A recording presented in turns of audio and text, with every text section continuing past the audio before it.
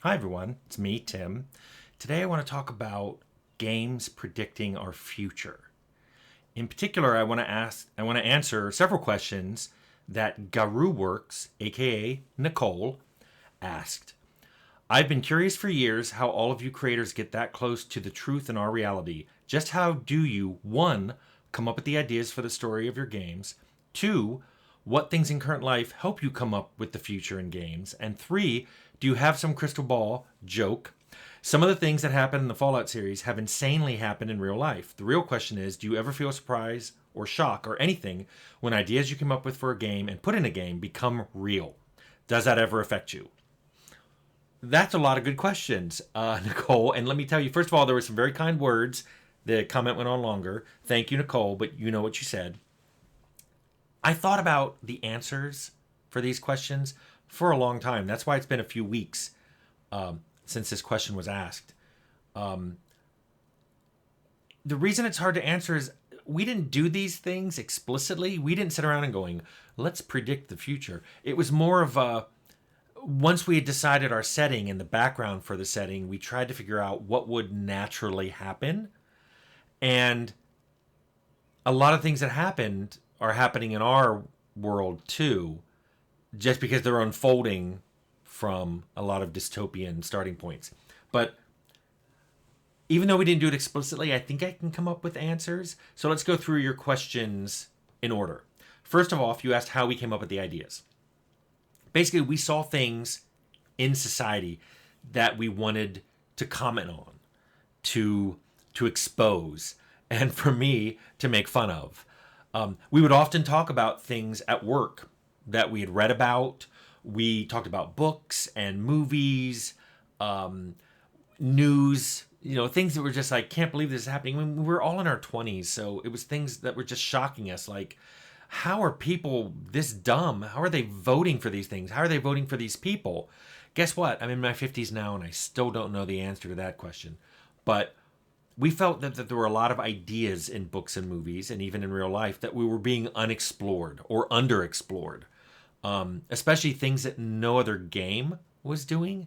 Games, especially in the 90s, were still basically mired in fantasy and arcade like action. So no one was really doing things where like, hey, let's hold a mirror up to society and see what happens. So that's kind of the origin of a lot of our ideas. Now, you also asked, as your second question, what in real life helped predict the future? And this was the one I chewed on a bit because it's not like we sat around in a conference room going, what has been occurring lately that we would like to predict the trends for? It was more of, we often talked about just elements in life that were making our lives harder than they could have been. And then we exaggerated those things in our games. We looked for trends, we noticed trends. Like if I were to do that right now, let's say I were to make a game right now that I wanted to find some kind of trend in modern society and exaggerate it into some kind of dystopian future. There are so many things. I don't even know where to start. I made a list and I was like, where should I get started? Housing issues. The fact that a lot of young people have even given up on ever being able to buy a house and that corporations buy homes to rent out. This is just, there's so many things wrong with this that you don't even know where to start. But you could exaggerate this and imagine a future where almost everything that people earn goes to just giving them a place to sleep at night. You could imagine how horribly dystopian that would be. But the situation of our medical system is equally dystopian. And it's weird to hear people defend it. I know people who, when we talk about socialist medicine like they have in Canada or almost every country in Europe or almost every country in the world, they're like, I don't want that. That's socialist.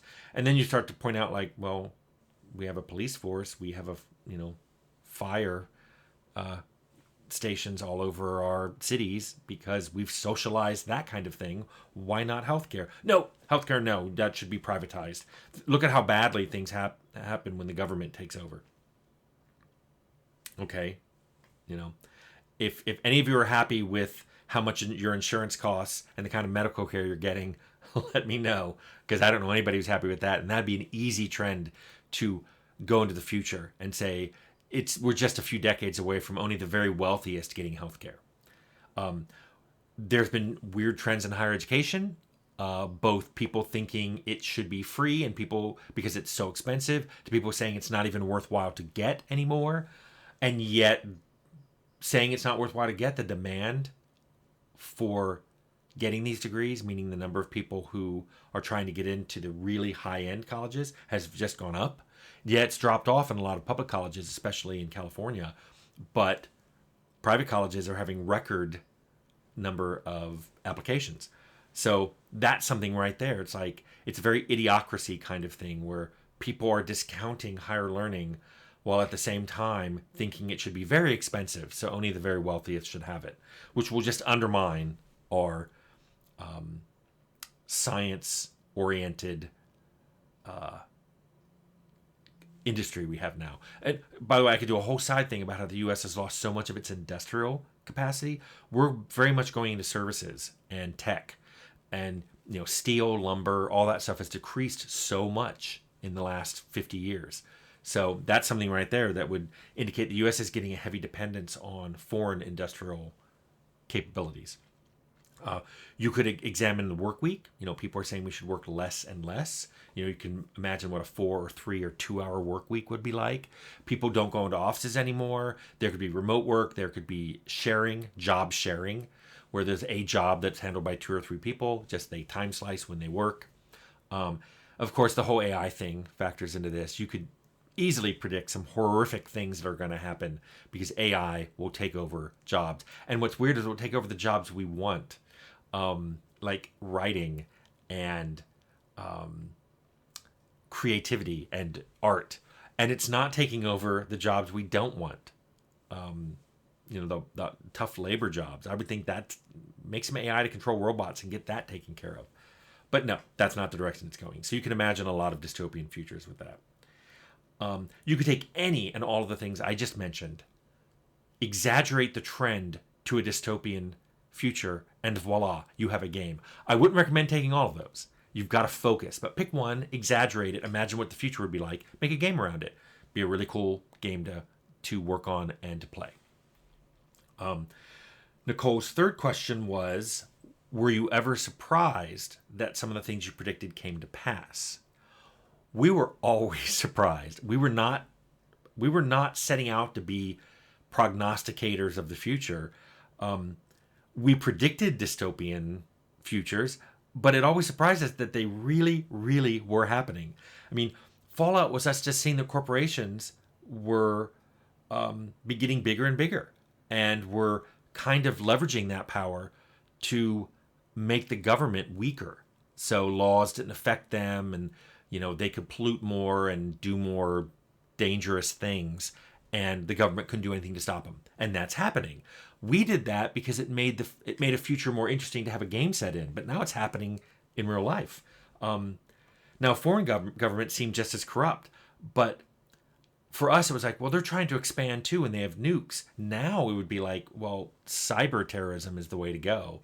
It's cheaper, and it's way more insidious. People don't realize how much social media has been infected by foreign bots that just spew all kinds of stupid ideas at them, and then they accept it. That's something we could never have predicted. So we're surprised that not only some of the things we predicted are coming to pass, but some even worse things are coming to pass that seem obvious, but everybody denies that they're happening. Meanwhile, gas prices have always been rising.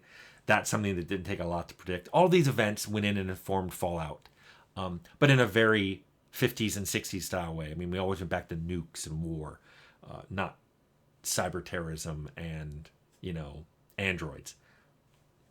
But still, yes, we were very surprised at whatever the current political, governmental, economic situation was. We were just trying to poke fun. And instead, these horrible things came to pass. And I guess what that means to me personally is evil never disappoints me in how clever it can be.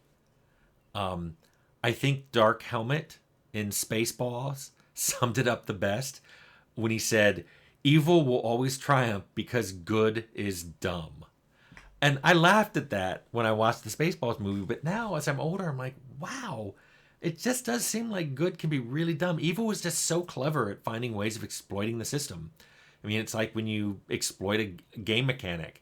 That's fun because it's a game, but in real life, your exploit comes at the cost of other people. So I've gone from being younger, wishing more people would be good, to just saying now when I'm older, hey everyone, just if you can't be good, just try not to be so dumb. Try to think about the consequences of your actions and try to do things that are even slightly better for the world and not just only good for you. But I also think this is somewhat hopeless. But anyway, Nicole, those were good questions. I hope my answers didn't disappoint you. And I hope that gave you an idea of what it was like when we were working on these games. But good questions.